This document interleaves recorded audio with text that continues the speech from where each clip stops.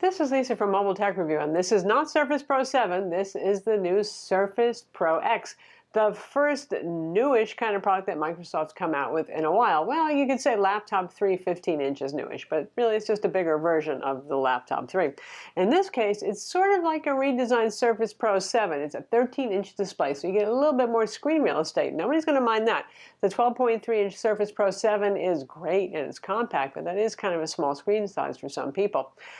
So what's really unusual and different about this, it is running Windows on ARM processors. ARM processor means like the same kind of CPU that's in your phone. So it's a Snapdragon family CPU, 800 family, but it's been specialized, customized for Microsoft, and they call it the SQ1, and it is noticeably faster, the SQ1 processor, which tops out at 3 gigahertz. So we've seen a few tablets, Windows tablets / convertibles on ARM, and none of them have been terribly fast. So is that enough to make you pay somewhere between $1,000 and $1,800 depending on configuration? We're going to find out now. So besides that new SQ1 processor, which is a variation on your Qualcomm Snapdragon CPU that is actually quite capable, though benchmarking it becomes difficult using traditional Windows benchmarking applications because we'll get into that later, application compatibility. You've got a nice 13-inch Pixel Sense display, which Microsoft claims is 450 nits of brightness.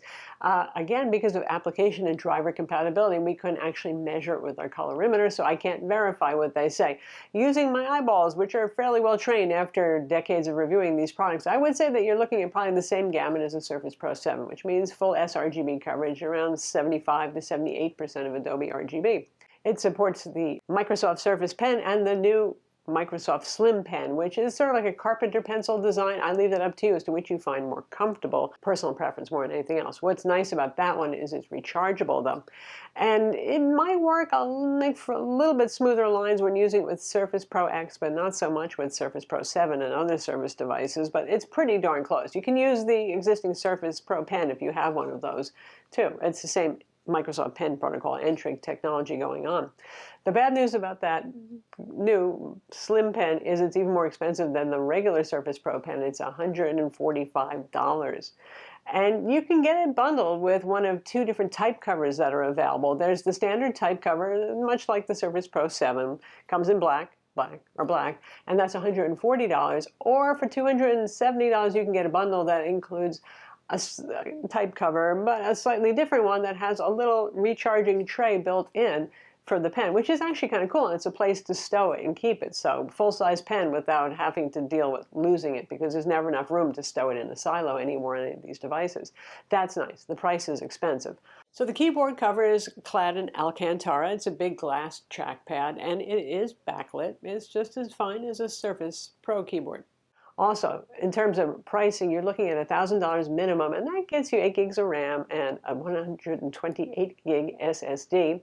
And you can go all the way up to $1,800 if you want a 512 gig SSD and 16 gigs of RAM. And there's increments. You can get a 256 gig SSD. You get the idea. There's only one processor available with this. So again, just like a Surface Pro 7, you're going to have to factor in the cost of the keyboard or the keyboard and the pen, so the total price. So you could, if you got the top of the line one, go over $2,000 with this product. Ports are constrained here. Don't you feel like they're kind of making the Surface Pro 7 look better and better every moment? There's 2 USB-C ports, so you're going to need dongles, not included in the box, or the old Surface dock's been around for years, could stand to be updated, but kind of gets the job done. There is not even a headphone jack here, and there's no micro SD card slot either. Other features include dual cameras, and they're actually quite good cameras on this, and even got a 10 megapixel one on the rear, Windows Hello camera, Bluetooth 5, you've got dual band Wi-Fi as you'd expect, and LTE 4G and a nano SIM card slot. It's unlocked for use with most any carrier, and that's accessible via a little door on the back of the device where you can also access the SSD for upgrades. Now it's a half-height SSD. Those are not real commonly available. You could find them if you want to upgrade it yourself. In terms of serviceability, it's actually better than the Surface Pro 7 and the iPad. To get inside to the guts, you still have to pull the display off, which is a little harrowing experience. Really, you're probably going to take it to a service center to do that, but now it doesn't have tons of ooey gooey glue. It just kind of pops right off, and you can peel that glue off and access the internals should it need to be serviced. So that's nice, but really, is that meaningful to you? You still probably won't do that yourself. It's still a little complex. This is not like one of the Dell Latitude Surface Pro clones that you actually can take apart without removing the glass. So for those of you who wish for a bigger Surface Pro 7 and a redesign, which we haven't seen in generations, well, you've got it here. You've got rounded corners, less pokey. The kickstand functions in the same way as on a Surface Pro 7, but it's a little bit less painful against your legs, which has always been an issue. It's still a nice, stiff kickstand that holds its own if you're using it in a variety of positions. That part's good there. It also just looks chic and high quality, like all Surface products do. It certainly is well made. So what is the drawback here? Well, it's the fact that it is running an ARM CPU. So this gets slightly complicated. It can run anything that is ARM native, and that means most Windows Store programs, those are a go, and they run just fine on it. This thing is peppy, fast, and fluid, running Windows, running anything that's ARM native. It's fine with Microsoft Office. And you know, it's telling that if you look at Microsoft's product page where they say, who's this for? Somebody who needs their Office on the go or wants to stream Netflix and draw on the screen, it says. That's pretty much what you're looking at here. This can't do much heavy lifting. You can install Windows 32-bit EXEs, traditional Windows programs. The challenge is a lot of programs are 64-bit and have been for years. Why? Because they can address more memory and run faster. So that's just the way it is. So you're going to find that a lot of your programs might not be compatible at all, period. And Microsoft even has a tech note page that explains this situation. So for those who are looking to run maybe Adobe CC Suite on this, you start to really have to hack around and get geeky with it to get anything running on this. Most of the Adobe CC programs are 64-bit and have been for some time. With Photoshop, you have to go back to CC 2018. We're now up to CC 2020, just recently released.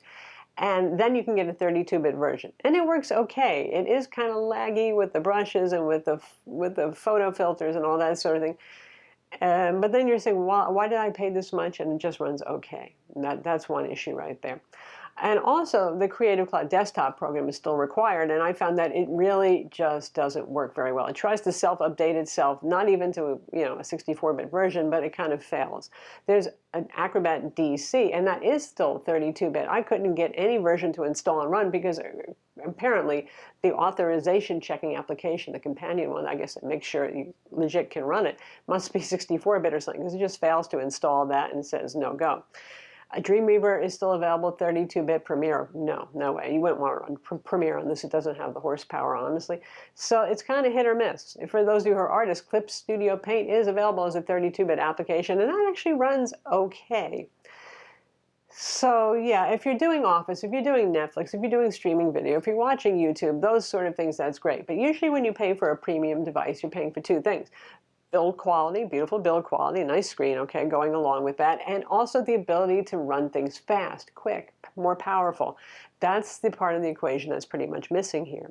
The other challenge is when you're running applications that are running in emulation mode, which means 32-bit Windows EXEs, traditional Windows programs, the emulator is kind of slower and less power efficient, and it uses a lot more RAM.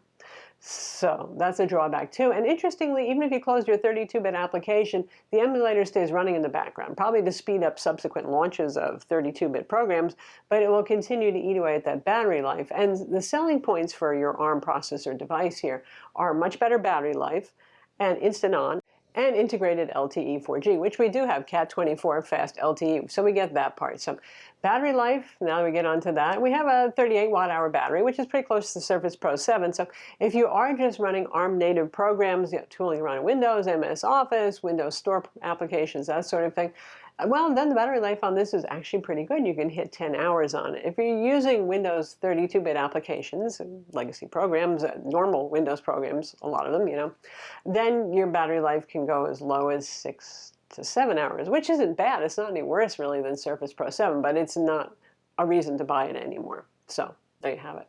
Speaking of that, the charger is the same charger that you get if you buy a Surface Pro 7 or a Surface Laptop 3. It's a 65-watt charger with the little USB connector on the side in case you want to charge a smartphone as well.